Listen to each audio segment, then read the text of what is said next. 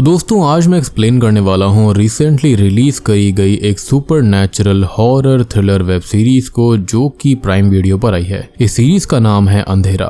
अब इस सीरीज के अंदर कुल मिलाकर 8 एपिसोड्स हैं, तो मैं इस सीरीज को 2 पार्ट्स में कवर करूंगा एज काफी डिटेल्ड सीरीज है। तो आज की इस वीडियो के अंदर मैं पहले 4 एपिसोड्स को एक्सप्लेन करूंगा और कल वाली वीडियो के अंदर बचे हुए 4 एपिसोड्स को। और ये सीरीज है भी काफी इंटरेस्टिंग, आपको देखने में काफी मजा आएगा। और रिसेंटली मैंने कॉन्जरिंग टेप्स नाम की एक फिल्म को एक्सप्लेन किया है, काफी इंटरेस्टिंग है। इनकेस आपने मिस कर दिया है जाकर देख लीजिए, उसका लिंक आपको नीचे डिस्क्रिप्शन पिन कमेंट दोनों में मिल जाएगा। और चैनल के ऊपर नए हैं तो सब्सक्राइब कर लीजिए क्योंकि ये मेरा ही नया चैनल है और इस चैनल के ऊपर आपको हॉरर के अलावा भी ढेर सारे जॉनरास देखने के लिए मिलेंगे, तो जल्दी से चैनल को सब्सक्राइब कर लीजिए। तो चलिए अब बिना किसी देरी के चलते हैं सीधा वीडियो की तरफ।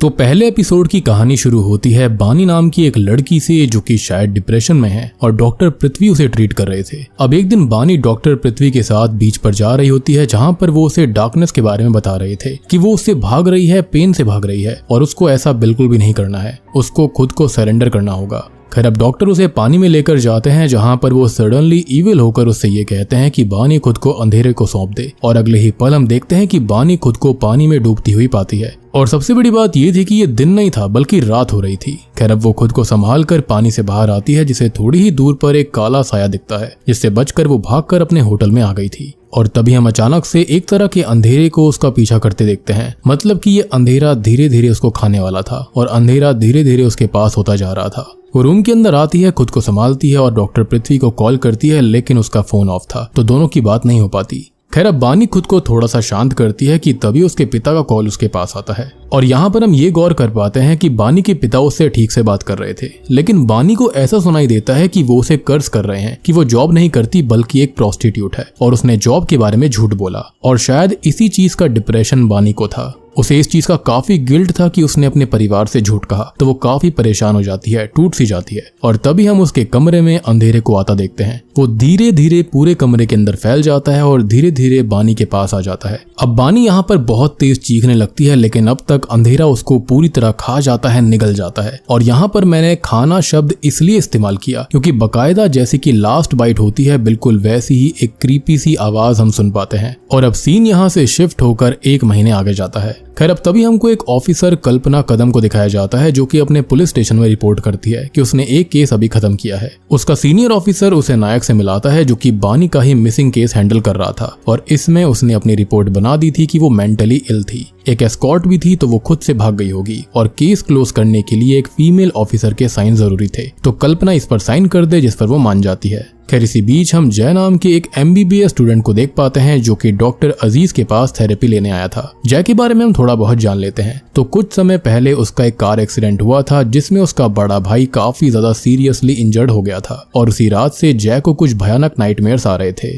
अब फिलहाल वो इनके बारे में कुछ भी नहीं जानता कि वो कैसे हैं, लेकिन गौर करने वाली बात ये होती है कि जय के बड़े भाई का नाम भी पृथ्वी है। जी हाँ, वही पृथ्वी जिसको हमने शुरुआत में देखा, यानी कि डॉक्टर पृथ्वी। अब यहाँ इस कहानी के अंदर हमको एक डॉट मिल चुका है जो कि आपस में जुड़ा हुआ था और ऐसे ही काफी सारे डॉट्स को हमें जोड़कर इस सीरीज को समझना पड़ेगा। खैर अब जय डॉक्टर अजीज से बात करता है तो वो ये कहते हैं कि शायद ये ट्रॉमा की वजह से हो सकता है, लेकिन जय ऐसा नहीं मानता था। खैर अब यहाँ पर हम जय के नाइटमेयर्स के बारे में भी थोड़ा बहुत जान लेते हैं। तो उसके नाइटमेयर्स के अंदर एक लड़की है जो कि एक खिड़की के पास खड़ी हुई है, जो कि काफी परेशान सी है, सताई हुई है और अचानक से ही जिंदा अंधेरा उस लड़की को अपने साथ खींचकर विंडो के नीचे फेंक देता है। एंड शॉकिंगली ये लड़की कोई और नहीं बल्कि बानी ही थी। जी हाँ, तो यहाँ पर हमारा दूसरा डॉट भी कनेक्ट हो गया था। अब जय घर आता है जहाँ पर वो अपनी सिंगल मदर के साथ रहता है और हादसे के बाद से ही ये फैमिली पूरी तरह टूट चुकी है, कोप अप नहीं कर पा रही है। खैर अभी जय जब भी उस कार को देखता है तो उसे उस एक्सीडेंट की आवाज उसके कानों में सुनाई देती है, जिससे कि वो काफी परेशान रहा करता। सिंपल सी बात है कि अपने भाई के एक्सीडेंट के बाद में वो काफी ज्यादा परेशान सा रहने लगा था।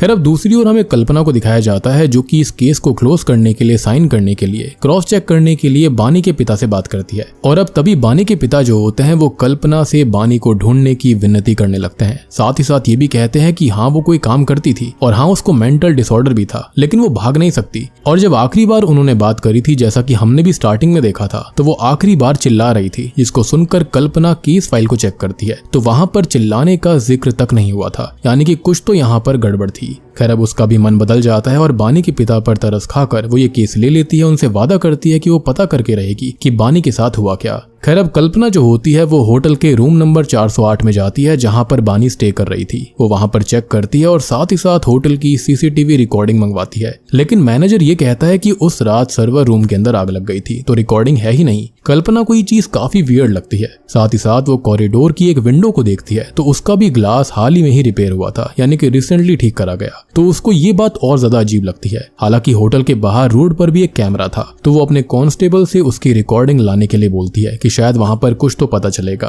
अब कांस्टेबल जो होता है वो कल्पना को रिकॉर्डिंग दिखाता है तो उसमें बानी डर कर भाग रही होती है और वो डर के होटल आई थी और स्टार्टिंग में हमने भी ऐसा ही देखा था। और उसके कॉल रिकॉर्ड्स में पृथ्वी का नंबर भी मिलता है जो कि अभी ऑफ था और ये चीज भी हम ऑलरेडी स्टार्टिंग में ही देख चुके थे।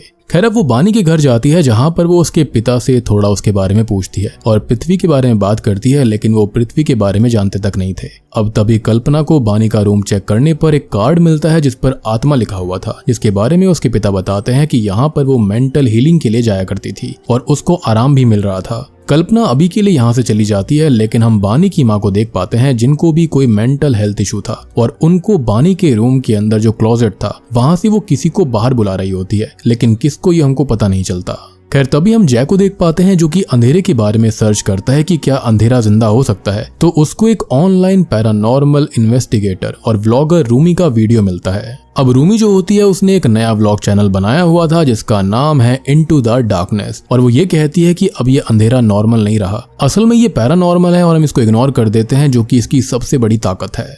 अब वो आगे ये भी कहती है कि जब जब कुछ बुरा होता है, लाइक कोई महामारी आती है, कोई हादसा होता है या फिर कोई मिस हैपनिंग हो जाती है, तो उसमें हमेशा कुछ न कुछ पैरानॉर्मल इन्वॉल्व रहता है। जैसे कि डेट्रॉइट राइट्स के टाइम पर बहुत ही खतरनाक डीमन था और ऑस्ट्रेलियन बुशफायर के टाइम पर क्रैम्पस डीमन था, और ऐसे बहुत से ऐसे किस्से हैं जो कि दुनिया भर में रहते हैं, लेकिन वहां पर कोई ना कोई डीमन इन्वॉल्व रहता है। और क्रैम्पस के बारे में तो मैंने ऑलरेडी एक वीडियो बना रखी है, if you are interested do check it out, link is in the description. खैर अब वो ये कहती है कि उसका सिक्स्थ सेंस ये कहता है कि अभी मुंबई के अंदर ऐसा ही कोई इविल मौजूद है, और वो अपनी ऑडियंस को कमेंट कम्युनिटी कॉल से अपने एक्सपीरियंस शेयर करने के लिए बोलती है। तो जैक कम्युनिटी कॉल पे उसको ये कहता है कि ऐसा कुछ नहीं होता और ये सब कुछ मेंटल इलनेस होती है। तो वोल्टा उसको झाड़ देती है, हालांकि जैक खुद इसे अब इलनेस नहीं मान रहा था, उसको भी यकीन था कि कोई ना कोई दिक्कत तो जरूर है। खैर अब हम रूमी के बारे में और जान लेते हैं। तो वो अकेली रहती है और उसके परिवार वाली लाइफ जो है ना वो ठीक नहीं है। खैर अब जय अपने घर पर आता है जिसके रूम के अंदर हम अंधेरे को फैलता हुआ देखते हैं और बानी की स्पिरिट एक विच की तरह उसे हॉन्ट करती है, जिससे कि उसकी नींद खुल गई थी। ऐसे ये एक बुरा सपना था या फिर सपना नहीं भी था, क्योंकि लास्ट नाइट ही स्ट्रीट लाइट फ्लिकर होने लगी थी जो कि अंधेरे के आने पर ही हुआ करती, या फिर ये कहा जाए कि उनके बंद होने पर अंधेरा आया करता था।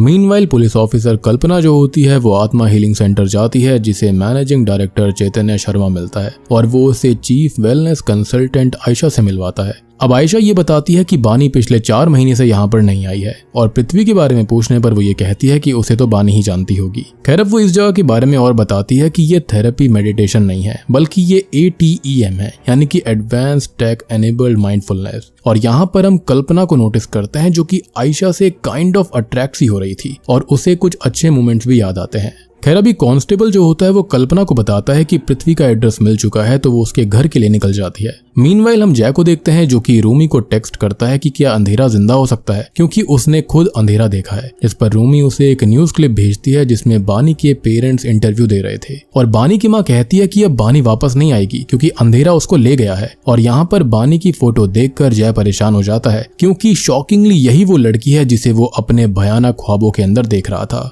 खैर अब तक कल्पना जो होती है वो जय और पृथ्वी के घर पर आ जाती है, जिसको जय ही रिसीव करता है और वो उसे बानी की फोटो दिखाती है, जिसको देखकर जय शॉक्ड हो गया था और कल्पना इस चीज को नोटिस कर लेती है। खैर अब तक जय की माँ घर आ गई थी, जिनसे वो ये कहती है कि बानी गायब हुई है, जिसमें शायद पृथ्वी का हाथ हो सकता है। तो वो ये कहती है कि ऐसा हो ही नहीं सकता, क्योंकि 22 जून से वो कोमा के अंदर पड़ा हुआ है, जिसे वो लोग देख कर भी आते हैं। अब यहाँ पर हमको एक और डॉट मिलता है कि एक तो पृथ्वी का एक्सीडेंट 22 को हुआ था और बानी पर अंधेरा 23 को आया, यानी कि जो कुछ भी हुआ था उसमें पृथ्वी का हाथ नहीं लग रहा था। खैर अब कल्पना बानी की आखिरी CCTV फुटेज चेक करती है और उसे अब अपना भी कोई ट्रॉमा याद आ जाता है, जो कि हम भी याद रखेंगे। मीनवाइल जय रूमी से मिलता है और उसको बताता है कि उसने अंधेरे को देखा है। 22 की रात को उसके भाई का हादसा हुआ था और तब पहली बार उसने अंधेरे को देखा जो कि पृथ्वी को अपने अंदर खींच रहा था, लेकिन जय ने उसको पकड़ कर रखा हुआ था और अंधेरे से तभी एक डार्क क्रीचर भी पृथ्वी को खींच कर ले जाने लगता है, लेकिन जय की पकड़ कम नहीं होती तो वो पृथ्वी को बाहर खींच लेता है। यानी कि यहाँ पर हुआ ये था कि पृथ्वी भी खत्म ही होने वाला था बानी की तरह, लेकिन यहाँ जय ने अपने भाई को एटलीस्ट बचा लिया था। यानी कि फिलहाल वो कोमा में तो था, लेकिन एटलीस्ट यहाँ पर एक चांसेस थे। खैर अब 23 की रात से उसे बानी के ही नाइटमेयर्स आ रहे हैं और रूमी अभी इन सब बातों पर कुछ नहीं बोलती। खैर अब जय घर आ जाता है जहाँ पर वो अपनी कार को देखता है जिसमें पृथ्वी उसे हॉन्ट करता हुआ मिलता है और यही डरावना रूप बानी को भी दिखाई दिया था, यानी कि स्टार्टिंग में जब हम देख रहे थे। यानी कि वो रियल पृथ्वी नहीं था क्योंकि 23 से पहले 22 को तो उसका हादसा हो चुका था, तो यहाँ पर उसे उसका इविल रूप ही परेशान कर रहा था, या फिर ये कहें कि अंधेरे ने उसका रूप लिया हुआ था। अब पृथ्वी का इविल रूप ये कहता है कि जय खुद से झूठ बोल सकता है, सबसे झूठ बोल सकता है, लेकिन अंधेरे से झूठ नहीं बोल सकता क्योंकि अंधेरा सब जानता है। और अब बानी भी उसे हॉन्ट करने लगती है, जिसके साथ ही ये पहला एपिसोड खत्म हो जाता है। तो सेकंड एपिसोड शुरू होता है एकांत चाइल्ड शेल्टर नाम की एक जगह को दिखाते हुए, जहां पर हम उमर नाम के एक बच्चे को देखते हैं जिसे वार्डन बहुत पीट रहा था क्योंकि उस बच्चे ने अपने बिस्तर पर सुसु कर दिया था। अब उस बच्चे को यहाँ के दूसरे कुछ बच्चे भी अब्यूज कर रहे होते हैं और इसी फैसिलिटी पर तभी हम एक आदमी डेरियस को आता देखते हैं जो कि किसी खास ऑर्गेनाइजेशन के लिए काम करता है और वो अपनी टीम और इक्विपमेंट्स के साथ यहाँ पर आया हुआ था। वो लोग सभी बच्चों के सर पर एक हेडसेट जैसी चीज लगा देते हैं जिससे सब बच्चे एक ट्रांस जैसी स्टेट में चले गए थे और वो धीरे धीरे बेहोश होने लगते हैं। लेकिन जब वो उमर को देखते हैं तो वो बेहोश नहीं हुआ था और सिस्टम पर उसके दिमाग की गामा वेव शो हो रही होती हैं जो कि काफी ज्यादा हाई जा रही थी। अब वो आदमी किसी को कॉल करके बोलता है कि उसे अपना सब्जेक्ट मिल चुका है जो कि उनके लिए परफेक्ट रहेगा और वो उमर को अपने साथ ले जाता है। एनीवेज इसके बाद हमें जय को दिखाया जाता है जिसे बानी के नाइटमेयर्स फिर से हॉन्ट कर रहे होते हैं, साथ ही साथ पृथ्वी का भी एक डार्क वर्जन उसको बार बार दिख रहा था। खैर उसे आज रूमी से मिलने जाना था तो वो निकल जाता है और दूसरी ओर हम कल्पना को देखते हैं जिसे नायक प्रेशराइज कर रहा होता है कि वो केस को जल्दी से क्लोज करके फाइल पे साइन कर दे। और तो और वो पृथ्वी का फोन और लैपटॉप चेक कराने के लिए लेकर गई थी, लेकिन हायर ऑफिशियल्स के ऑर्डर के चलते साइबर सेल के अंदर इन चीजों को ओपन करने से ही उसे मना कर दिया जाता है, जिससे कि कल्पना काफी परेशान हो जाती है कि आखिर कौन है जो कि बहुत कुछ छुपाना चाहता है क्योंकि ये केस बिल्कुल भी नॉर्मल नहीं लग रहा था।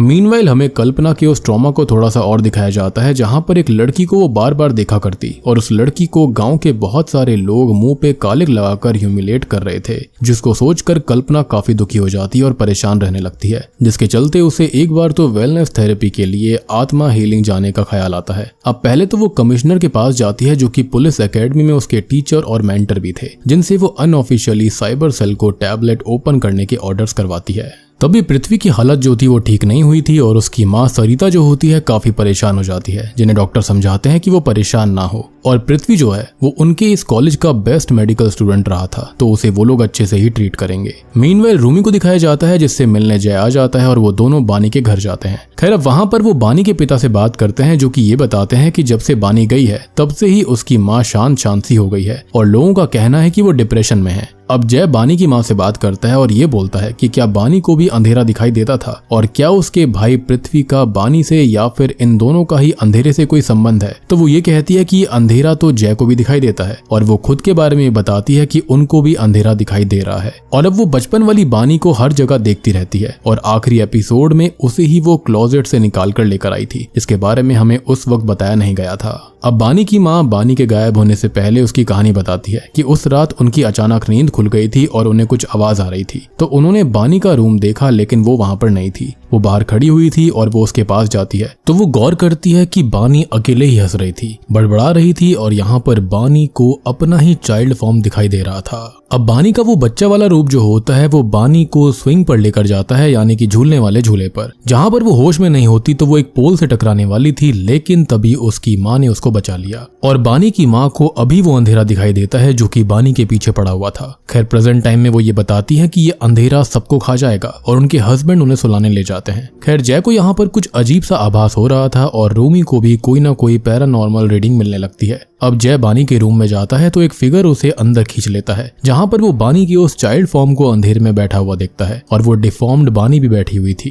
खैर अब तक रूमी वहाँ पर आकर क्लोजेट को ओपन कर देती है जहाँ पर जय होश में आता है, लेकिन उसकी हालत हालत खराब हो रखी थी, तो वो दोनों यहाँ से निकल जाते हैं और कल्पना जो होती है उसका कांस्टेबल उनको फॉलो कर रहा होता है। खैर तभी हम बानी के घर पर उसकी माँ को देखते हैं, जिसके पास में बानी का वो चाइल्ड फॉर्म था, साथ ही साथ उसके साथ वो बानी वाला रूप था जिसका कोई फेस नहीं था। तभी हमें कल्पना को दिखाया जाता है जो कि आयशा से मिलती है और स्ट्रेस को दूर करने के लिए वो सेशन करने के लिए कहती है, तो आयशा उसे शाम में सेशन करने के लिए बोल देती है। खैर अब कल्पना जो होती है वो आयशा के अपनेपन से उसकी ओर और भी ज्यादा आकर्षित हो रही थी। बेसिकली यहाँ पर हम ये कह सकते हैं कि वो लेस्बियन है। खैर अब तक उसे कांस्टेबल का कॉल आता है जो कि ये बताता है कि पृथ्वी का टैबलेट ओपन हो चुका है और उसके अंदर कुछ मेडिकल रिपोर्ट्स मौजूद हैं। खैर अब ये दोनों डॉक्टर सावंत के पास जाते हैं, जहां पर रिपोर्ट्स को रीड करने पर वो ये बताते हैं कि ये तो किसी मेडिकल ट्रायल के डोसेज चार्ट्स हैं और इसमें कुछ ड्रग्स इस्तेमाल हुए हैं, जिसमें कुछ एच ड्रग्स हैं जो कि बिना प्रिस्क्रिप्शन के तो मिल ही नहीं सकते। साथ ही साथ एक एक्स ड्रग कैटा C13Z भी शामिल है, जो कि एक बैन ड्रग है जो कि हिप्नोसिस के काम आता है, जिसमें पेशेंट को जो बोला जाए वो उसको सच मान लेता है। और ये ट्रायल्स कैसे हैं ये तो उसको नहीं पता।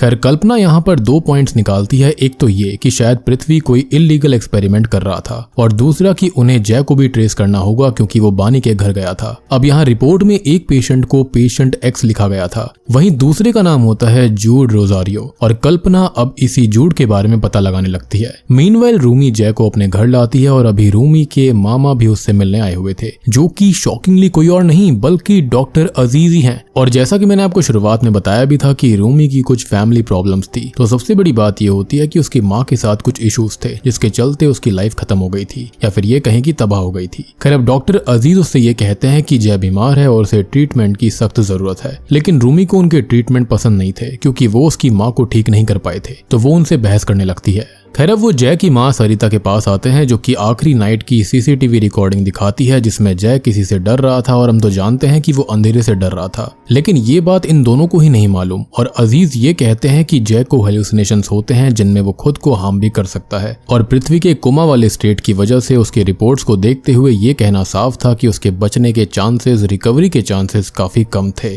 और अगर पृथ्वी बिना मेडिसिन के ठीक नहीं हुआ था तो यहाँ पर जय भी ठीक नहीं हो पाएगा।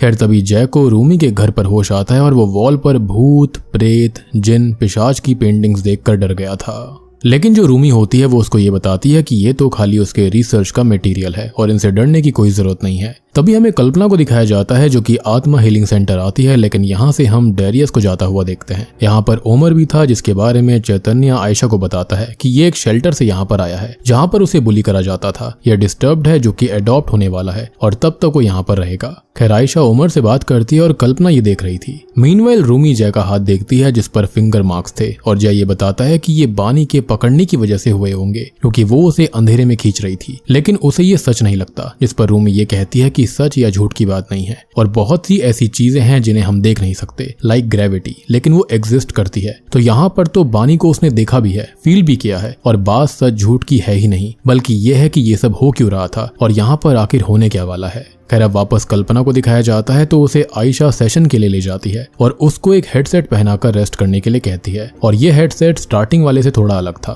खैर वो उसे सुकून में उसकी यादों में जाने के लिए बोलती है और कल्पना अब अपनी गर्लफ्रेंड को याद करती है और वो दोनों एक रिश्ते में थी। अब तभी कल्पना जो होती है वो इससे डर कर जाग उठती है जो कि ये कहती है कि उसने अंधेरा देखा है, लेकिन आयशा ये कहती है कि ये अंधेरा ही उसे दूर भगाना है, तो वो उससे बिल्कुल डरे नहीं बल्कि उसका सामना करे। तो वो फिर से ट्रांस में जाती है। अब हमको कल्पना की यादों के जरिए पता चलता है कि कल्पना और उसकी गर्लफ्रेंड के अफेयर के बारे में गांव वालों को पता चल गया था, जिसके चलते उन्होंने उनकी काफी बेइज्जती करी थी, जिससे कि उसकी गर्लफ्रेंड ने खुद को ही खत्म कर लिया और इस चीज से कल्पना टूट गई थी जिसे आयशा संभालती है। और अब तक कल्पना आयशा को पूरी तरह से पसंद करने लगी थी, तो वो उसको किस कर देती है और आयशा भी उसका साथ देती है, यानी कि उन दोनों को ही एक दूसरे से आकर्षण था। मीनवाइल जय को घर पर उसकी माँ समझाती है कि वो हेलुसिनेट करने लगा है और उसके हाथ पर चोट देखकर वो ये कहती है कि ये उसने खुद ही किया होगा, लेकिन जय कहता है कि ये कोई बीमारी नहीं है बल्कि कुछ और है। अब वो उसे आखिरी नाइट का सीसीटीवी वीडियो दिखाती है जिसके अंदर वो ये देखता है कि वो अपने आप ही डर रहा था। वहां पर कोई कार भी नहीं थी, जिस पर वो ये कहता है कि वो कार को ही कवर करने गया था, लेकिन उसकी माँ समझाती है कि उनके पास कार है ही नहीं क्योंकि उस हादसे के बाद से वो घर आई ही नहीं थी। अब जय कार देखने जाता है तो सच में वहां पर कोई भी कार नहीं होती, जिसके चलते वो काफी परेशान हो जाता है क्योंकि उसको रियलिटी और इल्यूजन और सपनों में कोई भी डिफरेंस नजर नहीं आ रहा था। खैर अगले सीन में हम उसको एक एक्सपेरिमेंट चेयर पर देखते हैं जहां पर वो ट्रांस में था और उसके सर पर वही हेडसेट लगा हुआ था जो कि कि अभी आयशा ने कल्पना को पहनाया था। और यहाँ पर जय के सामने पृथ्वी ही था और जय खुद को एक प्यारी सी दुनिया में पाता है जहाँ पर अंधेरा उसके पास आ रहा था और पृथ्वी ये कहता है कि वो इस दुनिया को एक्सेप्ट कर ले। और इसी के साथ में दूसरा एपिसोड यहीं पर खत्म हो जाता है।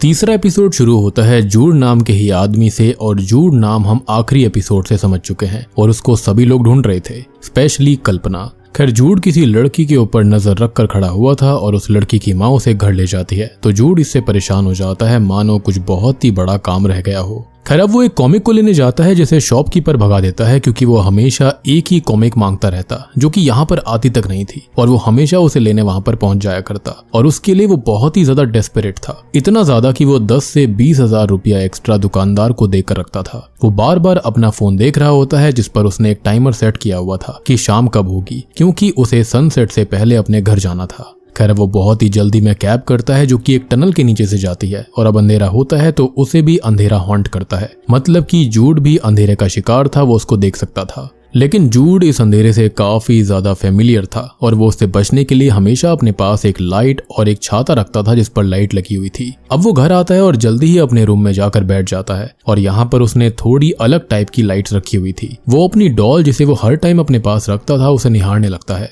खैर अब तभी हम जय को देख पाते हैं जो कि अपने घर पर था और आज पृथ्वी का बर्थडे होता है और उसका हॉन्टेड रूप जय को नाइटमेयर्स में हॉन्ट करता है जिससे कि उसकी नींद खुल जाती है। अब अगले सीन में वो अपनी माँ के साथ हॉस्पिटल जाता है जहाँ पर वो पृथ्वी को विश करती है, केक कट करती है, लेकिन जय का मन नहीं लग रहा था तो वो वहां से निकल जाता है। अब तभी हम कल्पना को देखते हैं जो कि आयशा के घर पर जागती है और इन दोनों का रिश्ता काइंड ऑफ शुरू हो गया था, वो इंटीमेट हो चुकी थी, लवली पिक्चर्स भी क्लिक कर चुकी होती हैं कि तभी कल्पना को कॉल आता है और वो एक क्राइम सीन पर जाती है। ये क्राइम सीन असल में बानी के घर का होता है जहाँ पर उसके माता पिता की लाश पड़ी हुई थी और माहौल देखकर कल्पना समझ जाती है कि क्या हुआ होगा। बानी की माँ ने खुद को खत्म कर लिया होगा लेकिन उसके पिता ने ऐसा क्यों किया। खैर तभी हम एक फ्लैशबैक देखते हैं जहाँ पर उसकी माँ अपना आपा खो चुकी थी और खुद की नस काटकर खुद को खत्म करने लगती है। साथ ही साथ ये भी कहती है कि कोई नहीं बचेगा, ये अंधेरा सबको खाएगा।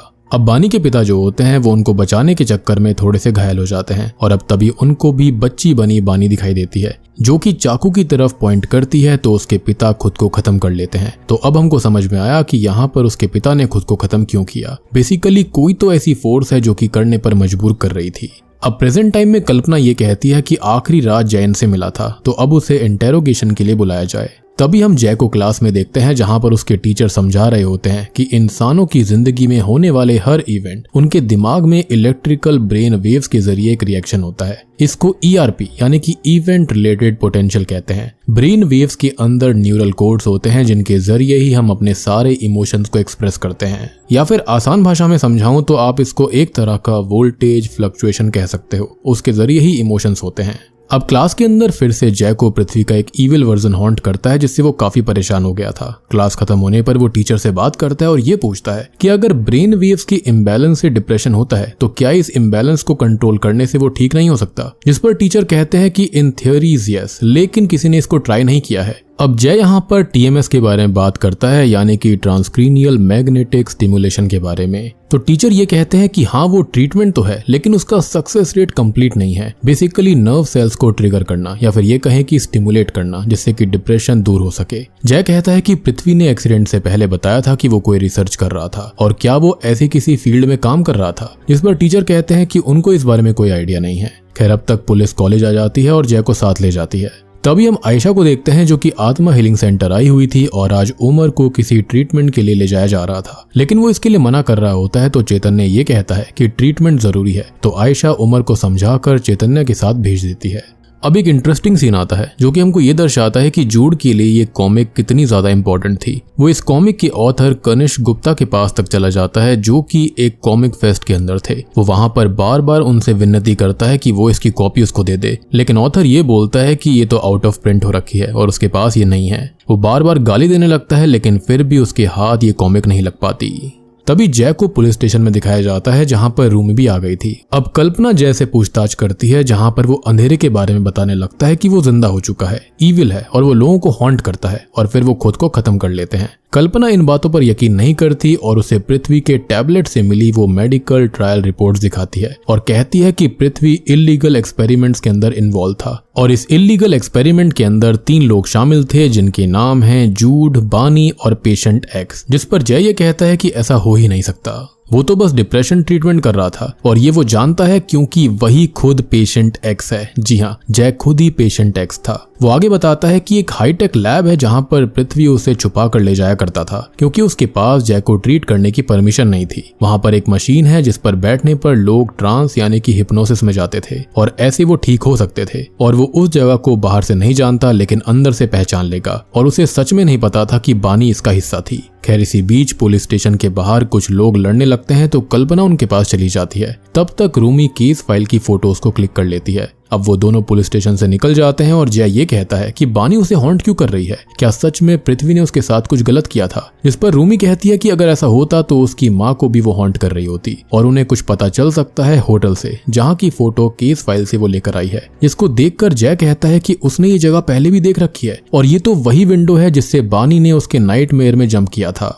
मीनवाइल कल्पना को जूड के बारे में पता चलता है जिस पर 2017 का साइबर फ्रॉड का एक केस था और वो उसकी वाइफ से मिलती है जो कि अब उससे डिवोर्स लेकर अपनी बेटी के साथ अकेली रहती है। और एपिसोड की शुरुआत में जूड अपनी बेटी को ही देखने आया था जिसे वो बहुत मिस करता है और वो डॉल असल में उसकी बेटी की ही थी और जो उसके लिए काफी खास थी। खैर अब बातों ही बातों में कल्पना को ये पता चलता है कि नायक भी जूड को ढूंढ रहा है, लेकिन क्यों उसे इस बारे में नहीं पता था। सबसे बड़ी बात कि अगर उसे जूड और बानी के कनेक्शन के बारे में पता था तो उसने ये बात उससे क्यों छुपाई। अब तभी हम आयशा को देखते हैं जो कि उमर से बात करती है जो कि ट्रीटमेंट से वापस आ गया था। वो ये बताता है कि वहां पर एक लाइट वाली चेयर थी और ट्रीटमेंट के बाद उसे गार्डन में एक नया दोस्त भी मिला था और ये चेयर जिसकी बात हो रही है वही एक्सपेरिमेंट वाली चेयर है। खैर अब हम जय और रूमी को उसी होटल के बानी वाले रूम में देखते हैं जहां पर रूमी ये कहती है कि मरने के बाद कुछ टाइम तक स्पिरिट अपने मौत वाली प्लेस पर ही रहती है तो वो बानी से बात करने की कोशिश करेंगे और वो सब कुछ रिकॉर्ड भी कर रही होती है। अब रूमी जो होती है वो बानी की स्पिरिट को बुलाने लगती है लेकिन कोई जवाब नहीं आता। खैर अब जय और रूमी थोड़ी बहुत बात करते हैं जहां पर रूमी जय को अपनी माँ के बारे में बताती है कि वो एक रिसर्च साइंटिस्ट हुआ करती थी और उसका भाई 2 साल की उम्र में बीमारी से गुजर गया था और उसकी माँ को डिस्थाइमिया था जिसके चलते वो इस लॉस को हैंडल नहीं कर पाई। वो अक्सर कहती थी कि उन्हें कोई डीमन हॉन्ट कर रहा था लेकिन किसी ने उनकी बात नहीं सुनी और अजीज ने उन्हें ट्रीटमेंट के लिए भेज दिया था और फिर आगे एक फायर हादसे के अंदर उनकी मौत हो गई। अब यहाँ रूमी अपनी माँ को लेकर काफी इमोशनल हो जाती है जो कि वॉशरूम जाती है और जय अपने भाई पृथ्वी को सोचकर इमोशनल हो गया था कि तभी उसे रूम के अंदर बानी का भूत दिखाई देता है। हम मिरर से बाहर आते ईविल जय को भी देख पाते हैं और इसे ईविल जय या फिर कुछ और कहने से बेहतर है कि इसको हम एक साया कहेंगे क्योंकि वो अंधेरे से आया था। अब तभी जय जो होता है वो बानी के भूत को देखता है जो कि खिड़की से बाहर गिर जाती है और जय के अंदर का जो ईविल डार्क साया होता है वो रियल जय को होटल के बाहर लेकर जाता है। अब जब रूमी रूम के अंदर वापस आती है तो उसे जय कहीं नहीं मिलता और सबसे बड़ी बात कि कल्पना भी यहाँ पर आ गई थी। अब जय को पृथ्वी दिखाई दे रहा होता है जो कि उसे बुला रहा था और अब जय बेसुध सा सड़क के बीच में आ जाता है जहाँ से वो बच भी सकता है लेकिन उसका साया उसे एक बस के आगे ले जाने लगता है। और हम जूड को भी देखते हैं जिसे जय के विजन साफ साफ आ रहे थे जैसे कि जय को बानी के लिए आए थे। अब तभी कल्पना और रूमी जय को ढूंढ लेते हैं और कल्पना जय को बचा तो लेती है लेकिन तभी जाकर पहली बार वो भी जय को टच करके उस अंधेरे को देख पाई थी, यानी कि जो कुछ भी था वो रियल में था। अब जय को कल्पना उसके घर छोड़ देती है और रूमी कल्पना से बात करती है कि जय को छूते ही उसे कुछ महसूस हुआ था और असल में ये अंधेरा जय के पीछे है ना कि बानी उसके पीछे। और हम तभी जूड को देख पाते हैं जो कि जय की इन्फॉर्मेशन निकालने लगता है। अब जय अपने रूम में था जिसका लैपटॉप और मोबाइल ग्लिच कर रहा था और उसको एक आवाज सुनाई देती है कि वो कल 10 बजे तैयार रहे। तभी रूमी अपनी रिकॉर्डिंग के अंदर वॉइस नोट्स को स्टडी कर रही होती है जिसे एक वर्ड लो फ्रीक्वेंसी पर बार बार रिपीट होता हुआ सुनाई देता है जो कि था आत्मा आत्मा आत्मा। और इसी के साथ तीसरा एपिसोड यहीं पर खत्म हो जाता है। अब चौथे एपिसोड की शुरुआत होती है उमर को दिखाते हुए जिसके साथ आखिरी एपिसोड में एक्सपेरिमेंट या फिर ये कहें कि ट्रीटमेंट करा गया था जो कि खुद को एक हेवन जैसे गार्डन में पाता है जहां पर उसे उसका साया मिलता है। और आखिरी एपिसोड में उसने कहा था ना कि गार्डन में उसका फ्रेंड मिला था तो वो ये फ्रेंड यही है। खैर हम रियल टाइम में उसको उस एक्सपेरिमेंट चेयर पर ही देखते हैं और अब सीन सीधा डेरियस पर आता है जो कि एक बोर्ड मीटिंग में आता है और हमने डेरियस को पहले देखा था तो वो किसी ऑर्गेनाइजेशन में काम करता है। तो उसकी कंपनी का नाम है उबर लाइफ फार्मा जिसका ओनर है मधु उबराय। अब आज बोर्ड मीटिंग है जिसके अंदर वो खुद नहीं आता और वीडियो कॉल के जरिए बात करता है और डायरेक्टर सवाल उठा रहे थे कि वो एक सीक्रेट एक्सपेरिमेंट चला रहा है, कंपनी के शेयर्स गिर रहे हैं, उनका लास्ट ड्रग फ्लॉप हो गया था। जिस पर ओबेरॉय कहता है कि अगले साल कंपनी 1250 करोड़ का प्रॉफिट कर लेगी क्योंकि उसका काम पूरा हो चुका है। वो डिप्रेशन एपिडेमिक क्रिएट कर रहा है जिसकी दवाई भी उसकी ही कंपनी देगी और ऐसे बीमारी भी वही फैला रहा है और दवाई भी वही देगा। खैर अब तभी हम कल्पना को देखते हैं जिसको हल्के हल्के अंधेरे के विजन्स आ रहे थे और ऑफिस के अंदर उसका सीनियर गोखले उससे ये कहता है कि वो इस केस को क्लोज कर दे, जिस पर वो उसे समझाती है कि इसके अंदर कुछ बड़ा है और उसे बस जूड को ढूंढना होगा। और जूड का नाम सुनते ही वो हल्का सा अलर्ट हो जाता है और ये कहता है कि कल्पना के पास बस आज रात तक का समय है और कल उसे केस को क्लोज करना पड़ेगा। मीनवाइल हम जय को देखते हैं जो कि सुबह 10 बजे एक लोकेशन पर पहुंच जाता है जिसे वो ग्लिच फोन गाइड कर रहा था और उसे असल में जूड ने ही बुलाया था। रूमी को भी जय ने बुला लिया था और जूड ये बताता है कि ये जय के साथ रात में क्या हुआ था वो जानता है क्योंकि चेयर पर बैठने वाले लोग एक तरह से आपस में जुड़ जाते हैं। उनके साथ में क्या हो रहा है एक दूसरे को दिखाई देता है। जैसे कि बानी की मौत जय ने देखी, सेम चीज जूड ने भी देखी थी, यानी कि वो जानता है कि बानी के साथ क्या हुआ। वो आगे कहता है कि वो इस अंधेरे से बचने का एक तरीका ढूंढ रहा है जो कि है यूवी लाइट्स, मतलब कि एक तरह से सन की लाइट। और ये उसे पता चला एक 15 साल पुरानी comic book Satya the warrior monk से और इसका आखिरी पेज गायब है और अब उसे कोई कॉपी भी नहीं मिल रही है। वो आगे बताता है कि ये कॉमिक एक रियल फोक टेल पर बेस्ड है और हो सकता है कि वो कहानी सच हो जहां से उन्हें अंधेरे से बचने का क्योर मिल जाएगा। और कॉमिक की कहानी के अनुसार प्रकाशगढ़ नाम के गांव के पास एक गुफा है जहां पर एक डार्कनेस मॉन्स्टर रहता है जो कि अपने विक्टिम्स के दुख, दर्द और पीड़ा को बढ़ाकर होप्स को खींच लेता है और फिर उनको खत्म कर देता है। सेम चीज यहाँ पर लोगों के साथ हो रही थी। अब इस कॉमिक वाली बात पर जय और रूमी को यकीन नहीं होता और वो यहाँ से जाने लगते हैं और जाते जाते जय कहता है कि पृथ्वी ने जूड के साथ गलत किया, फिर भी जूड उसकी हेल्प करने आया, उसके लिए थैंक यू। इस पर जूड बताता है कि पृथ्वी ने तो कुछ भी गलत नहीं किया था, बल्कि ट्रीटमेंट के दौरान वो समझ गया था कि यहाँ पर कुछ और ही चल रहा था, यानी कि ये एक्सपेरिमेंट डिप्रेशन को दूर करने के लिए नहीं बल्कि कुछ और ही चीज थी। तो उसने जूड को वहां से जाने के लिए बोल दिया, लेकिन जूड नहीं गया था। मतलब कि पृथ्वी खुद भी ये एक्सपेरिमेंट नहीं करता था, बल्कि उसके ऊपर कोई सीनियर या फिर कोई तो था जो कि उससे ये सब करवा रहा था। यानी कि आज तक जय पृथ्वी को गलत समझता था लेकिन पृथ्वी गलत था ही नहीं। खैर अब जय को ये सुनकर काफी बुरा लगता है, वो पूरे टाइम पृथ्वी को ही गलत समझता रहा। अब जय जूड से पूछता है कि उसे ट्रीटमेंट के बदले जेल जाने से राहत मिलने वाली थी, लेकिन ऐसा कैसे? तो वो बताता है कि जेल के अंदर आत्मा हीलिंग की वर्कशॉप हुई थी और उसे वहीं से ये ऑफर मिला था और आत्मा वर्ड रूमी ने रात में ही उस रिकॉर्डिंग के अंदर सुना था। अब जय और रूमी यहाँ से निकल जाते हैं और हम सरिता को देखते हैं जो कि जय को लेकर परेशान थी और वो जानती थी कि जब तक पृथ्वी कोमा में रहेगा जय खुद को ही ब्लेम करता रहेगा। तो उसे बचाने के लिए वो दिल पर पत्थर रखकर पृथ्वी के लाइफ सपोर्ट को ऑफ करने की एप्लीकेशन सबमिट कर देती है। लेकिन पृथ्वी के जो डॉक्टर्स आए होते हैं वो उन्हें थोड़ा और टाइम लेकर सोचने के लिए बोलते हैं। तभी रूमी जय को वो रिकॉर्डिंग सुनवाती है और ये कहती है कि ये बानी आत्मा आत्मा बोल रही थी, मतलब कि वो चाहती है कि जय वहां पर जाए और वो जय को हॉन्ट नहीं कर रही है बल्कि उसकी हेल्प कर रही है और शायद उनको वहां पर वो एक्सपेरिमेंट लैब भी मिल जाएगी। तभी हम कल्पना को देखते हैं जो कि अपने कांस्टेबल के साथ एक प्लान बनाती है और ये नायक और गोखले से ये कहती है कि जूड मिल गया है जिसे वो आज रात लेने जा रहे हैं। और ये सुनकर दोनों के चेहरे का रंग उड़ जाता है और गोखले तो नायक पर गुस्सा भी करता है कि जूड उसे कैसे मिला और अब वो ऊपर क्या जवाब देंगे। मतलब कि सिंपल सा फंडा था कि पुलिस और हायर ऑफिशियल्स इन सब चीजों में मिले हुए थे। ऑब्वियस सी बात है कि इतना बड़ा बिजनेसमैन इसके अंदर इन्वॉल्व हो रखा है तो कुछ ना कुछ गड़बड़ चल रही थी। अब रात को कल्पना और कांस्टेबल एक जगह तैयार हो जाते हैं कि जूड के झूठ पर कोई ना कोई तो आएगा ही जिसको वो पकड़ लेंगे। और इसी बीच कल्पना को कुछ अजीब सा फील होता है, उसे उसकी गर्लफ्रेंड का ट्रॉमा महसूस होता है और अब अंधेरा उसे परेशान करने लगा था और वो एक कुएं को देखती है जिसमें उसकी गर्लफ्रेंड गिरकर खत्म हुई थी और कल्पना भी उसके अंदर गिरने वाली थी। और तभी हम अंधेरे को वहां पर फैलता हुआ देखते हैं, लेकिन टू आवर शॉक बानी उसे हॉन्ट करके पीछे कर देती है जिससे कि वो होश में आ गई थी। और रियल टाइम में हम देखते हैं कि वो असल में बिल्डिंग से नीचे गिरने वाली थी, यानी कि बानी यहाँ सबकी हेल्प कर रही है, ना कि वो सबको हॉन्ट कर रही है। मुझे ऐसा लगता है कि वो लोगों को हॉन्ट करके उनके ट्रांस स्टेट से उनको बाहर निकाल देती है। खैर बाहर हम डेरियस को आता हुआ देखते हैं जो कि जूड को ठिकाने लगाने आया था और वो कल्पना को देखकर समझ जाता है कि ये तो एक सेटअप है और कल्पना भी उसको देख लेती है। अब वो उसके पीछे जाकर उसे पकड़ती है लेकिन हाथापाई में वो कल्पना को घायल कर देता है। लेकिन कल्पना ने उसके चेहरे पर नाखून मार दिए थे, साथ ही साथ उसका चेहरा भी देख लिया था।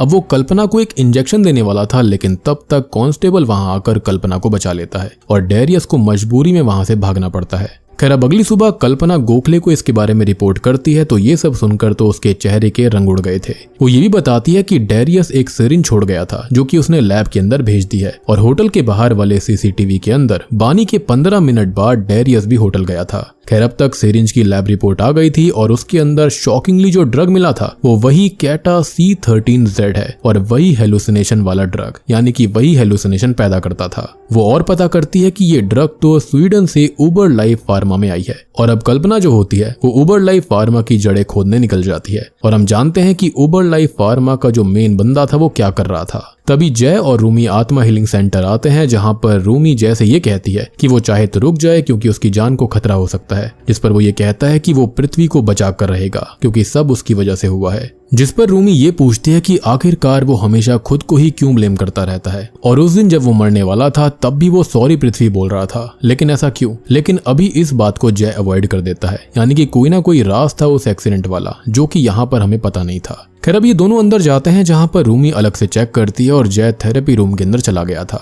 यहाँ पर उसे वही हेडसेट पहनाए जाते हैं जिन्हें वो पहचान लेता है और इससे सब हिप्नोसिस ट्रांस में जाते थे तो वो भी ट्रांस में चला जाता है और अब उसे फिर से एक विजन आता है जिसके अंदर वो खुद रूमी का हेड ड्रिल कर रहा था, लेकिन बानी का गोस्ट उसे फिर से हॉन्ट करके जगा देता है, यानी कि बानी का जो भूत है वो नहीं चाहता कि लोग इस ट्रांस के अंदर जाएं। तभी कल्पना उबर लाइफ फार्मा में जाती है जहां पर वो डेरियस के बारे में पूछती है, लेकिन सब ये कहते हैं कि उसे तो कोई नहीं जानता और सीसीटीवी फुटेज मांगने पर उसे इनकार कर दिया जाता है। उसे कहा जाता है कि उसको वारंट के साथ आना होगा तभी वो सीसीटीवी फुटेज देख पाएगी। और यहाँ पर क्या कुछ हो रहा था ये सब चीजें डेरियस अपने रूम के अंदर बैठा हुआ मॉनिटर कर रहा होता है, जो कि इस चीज से थोड़ा परेशान हो जाता है और यहीं से वो उमर के एक्सपेरिमेंट सेशंस भी मॉनिटर कर रहा था। खैर अब डेरियस जो होता है वो उबेराय से कल्पना की बात करता है तो वो ये बताता है कि कल्पना की वीकनेस से वो उसको हैंडल कर ले, यानी कि उसके डिप्रेशन से जो कि उसके पास्ट में हुआ था। तभी जय सेंटर से बाहर आता है लेकिन एक हेडसेट वो चुरा चुका था और वो और रूमी जूड के पास जाते हैं।